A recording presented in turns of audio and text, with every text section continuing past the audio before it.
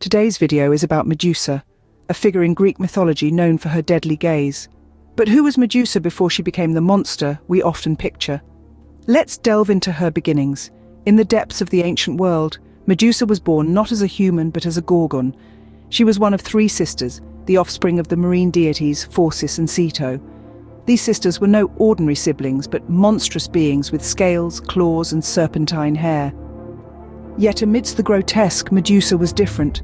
Unlike her sisters, Thano and Euryale, Medusa was born with a unique beauty that distinguished her from her monstrous kin. She was not just another beast, but a creature of captivating allure.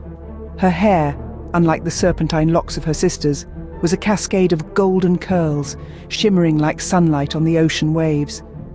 This golden hair was not only a symbol of her beauty, but also a beacon of her difference, her singularity. It was this beauty that would draw the eyes of many, both mortal and divine. Yet this beauty was not a blessing, but a harbinger of the tragic fate that awaited her. Her golden hair, her enchanting gaze, these were not gifts but burdens, for they would not only captivate but also ensnare, not only attract but also repel. Medusa's beauty was a paradox, a contradiction.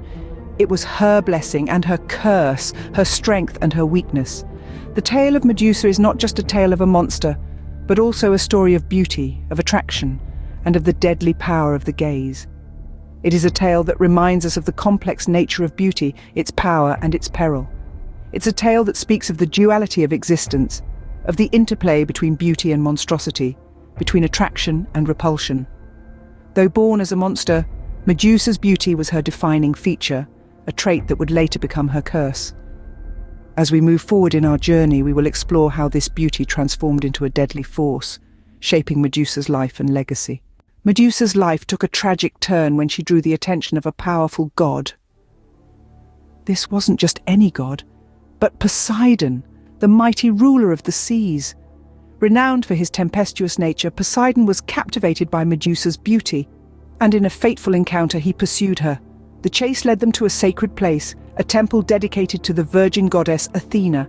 Athena, the goddess of wisdom and warfare, was revered for her chastity. Her temple was a sanctuary, a place of purity and reverence. However, Poseidon's pursuit of Medusa desecrated the sanctity of Athena's temple. This violation sparked the ire of Athena.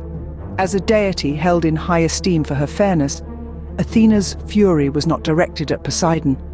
For how could she punish a god of his standing? Instead, her wrath turned towards the mortal caught up in this divine transgression, Medusa. With a heart full of rage and a desire for retribution, Athena cursed Medusa. The transformation was swift and horrifying. Medusa's lush golden locks, which had once been her pride, twisted and writhed, turning into venomous snakes. Each snake, a symbol of Athena's wrath, hissed and spat, mirroring the goddess's anger. But the punishment didn't stop there. Athena made Medusa so hideous that anyone who dared to look into her eyes would turn to stone. The beauty that had once drawn admirers far and wide was now a distant memory. Instead, terror was what her name invoked. Medusa, who had once been the epitome of beauty, was now a monstrous creature, feared by all. Medusa's transformation was a stark reminder of the consequences of invoking the wrath of the gods. It also highlighted the tragic reality of her mortal existence, caught up in a world of divine power plays and godly whims. And so Medusa, once admired for her beauty, became a terrifying creature. Her story serves as a chilling tale of beauty, power, and the devastating impact of divine wrath. With a gaze that could turn men into stone, Medusa lived a lonely, cursed existence. Imagine living a life where every living being you encounter turns to stone at the mere sight of you.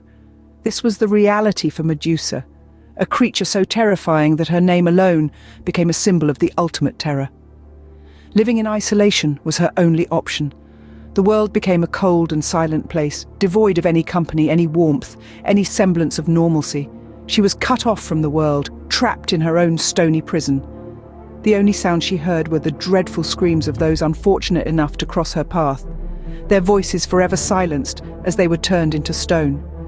Her heart ached for companionship, for the soft touch of another being, for the simple joy of sharing a laugh. But every time, without fail, those who dared to approach were instantly petrified, their faces forever frozen in a mask of terror. The profound sadness of her existence was etched into every stone figure that littered her surroundings, a constant reminder of her cursed life. With each passing day, her loneliness deepened. Yet the fear she instilled in the hearts of men was so profound that they dared not even utter her name. Tales of her terrifying gaze spread far and wide, making her the dreaded monster of many a folklore.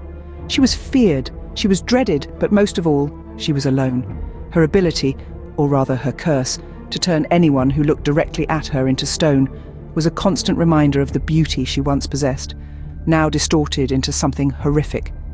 Each stone figure around her was a testament to the life she could never lead, the love she could never experience, the companionship she could never have. Medusa, once a beauty, was now the embodiment of terror. A tragic figure, forever trapped in a life of loneliness, her existence marked by the terror she instilled in others.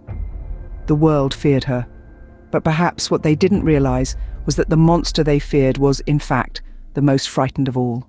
Despite her terrifying existence, Medusa's story doesn't end with her living in isolation. A new chapter unfolds with the introduction of a hero, Perseus, a demigod, and the son of Zeus. Perseus, unlike Medusa, was celebrated for his bravery and valor, yet he was destined to cross paths with our dreaded Gorgon. Perseus was tasked with a mission, a seemingly impossible one. He was to kill Medusa, the monstrous creature with hair of serpents whose gaze could turn a man to stone. A daunting task indeed, but Perseus was not a hero to back down from a challenge. Equipped with a mirrored shield gifted by Athena, the goddess of wisdom, he set off on his perilous journey. He approached Medusa's lair with caution. Every step echoed with the dread of the unknown, but he was resolute. Using his mirrored shield, he was able to navigate the lair without directly looking into Medusa's deadly eyes.